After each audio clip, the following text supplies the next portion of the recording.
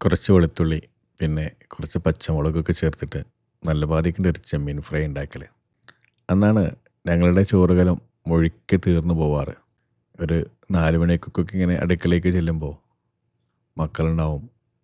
രാവിലത്തെ പുട്ട് ആ ചെമ്മീൻ്റെ പാത്രത്തിലിട്ടിട്ട് ഇങ്ങനെ വടിച്ച് തിന്നണ ആ ചെമ്മീൻ്റെ ഫ്രൈക്ക് എന്തൊരു ടേസ്റ്റാണെന്നറിയോ.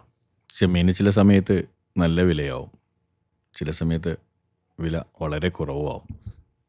ഞാൻ ഗൾഫിലൊക്കെ പോയിട്ട് അവിടെ നിന്ന് ചെമ്മീനൊക്കെ വാങ്ങിച്ചിട്ട് ഇങ്ങനെയൊക്കെ ഒന്ന് ഉണ്ടാക്കാൻ നോക്കും. ശരിക്കും ആ ഒരു രുചിയുടെ അയലത്ത് പോലും അത് വരില്ല. കുട്ടികളൊക്കെ ഹോസ്റ്റലിൽ പോയിട്ടുള്ള ഒരു ദിവസം ഞാൻ ഇങ്ങനെ നല്ല വാതിക്ക് വിളിക്കുകയായിരുന്നു. അപ്പോൾ അവർ ടെലിഫോൺ എടുത്തില്ല. കുറച്ച് കഴിഞ്ഞ് വന്നിട്ട് അവരിങ്ങോട്ട് വിളിച്ചു. മീൻകാരൻ വന്നിരുന്നു. മീൻകാരൻ്റെ അടുത്ത് ചെമ്മീനും ഉണ്ടായിരുന്നു, മത്തി ഉണ്ടായിരുന്നു. ഇപ്പോൾ രണ്ടിനും ഒരേ വിലയാണത്രേ. അവർ വാങ്ങിച്ചിട്ടുള്ളത് മത്തിയാണ്. ഞാൻ ചോദിച്ചു എന്തേ മത്തി വാങ്ങിച്ചത് എന്ന്.